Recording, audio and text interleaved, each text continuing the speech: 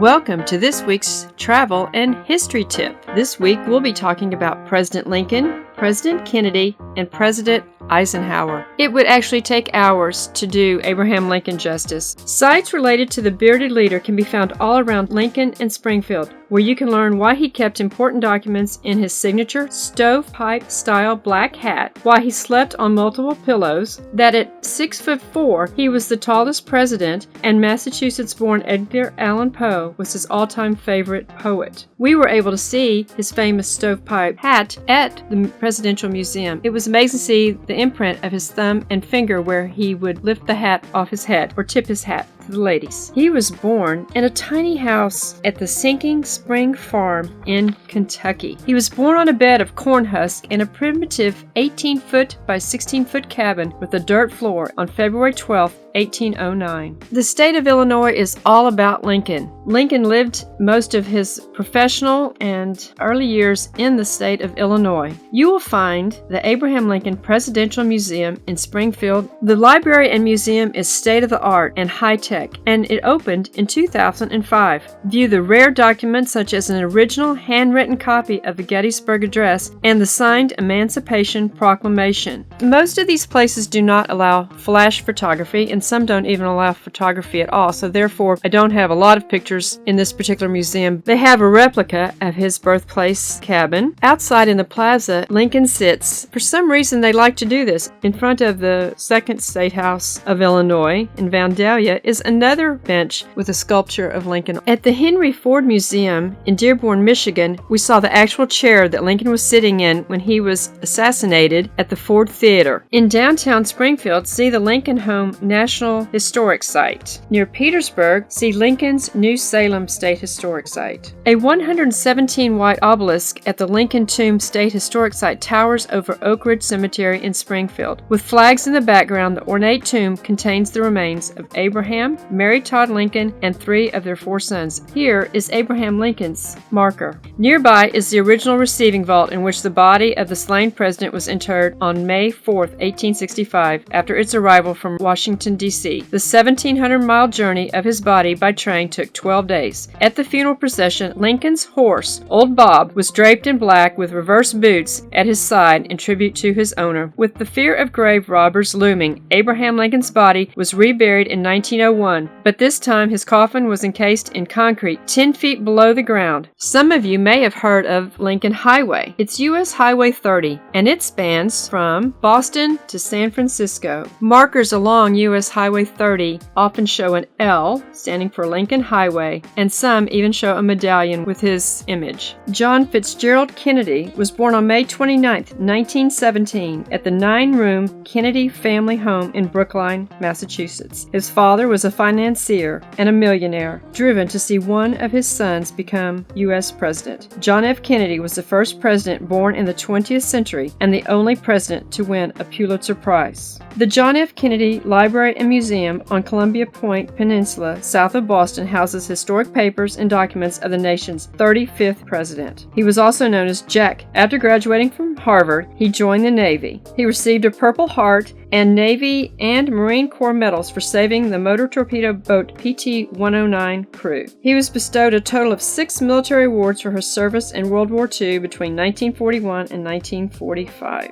He married socialite and journalist Jacqueline Lee Bouvier, and they had 3 children. He served in the U.S. House of Representatives and the U.S. Senate. He and Republican presidential opponent Richard M. Nixon appeared on the first televised presidential debates in history, a pivotal point in both television and political history. And as I showed you in the previous travel tip last week, you could see at the Nixon Museum where they had the debates running on an old black and white TV. JFK became the first Catholic and youngest man to be elected president at age 43. Sadly, his assassination dominated his presidency, but during his time in office, other noteworthy events occurred, such as the erection of the Berlin Wall and the start of the Vietnam War. The 3 major networks, ABC, NBC, and CBS, covered only Kennedy's life and death for 70 hours following his assassination. This television record was not broken until September 11, 2001. Also, at the Henry Ford Museum in Dearborn, Michigan, see the car that Kennedy was assassinated in. Also at the Henry Ford Museum, just behind Kennedy's Clinton's presidential car is Reagan's presidential car, a 1972 Lincoln. This sleek limousine, first used by President Nixon, provided refuge for President Reagan in 1981 after he was shot by would-be assassin John Hinckley. Like all presidential cars after President Kennedy's assassination, it is a completely armored, closed car with a permanent roof and bulletproof glass. But, in a concession to the president's desire to be seen, a sunroof panel can be opened for two people to stand up with their upper bodies outside the car. Although born in Texas, Kansas was home to the military hero and two-time president, Dwight Ike D. Eisenhower. He graduated from the United States Military Academy at West Point in New York in 1915, ranking 61st in the class of 164 cadets. Ike and Mamie Geneva Dowd were married in Denver, Colorado in 1916, and they had two sons. The 19th century clapboard boyhood home is part of the Eisenhower Center that features the Eisenhower Presidential Library and Visitor Center situated on 22 acres in Abilene, Kansas. The career Army man and 34th U.S. President attended the groundbreaking ceremonies in October 1959, as President Dwight Eisenhower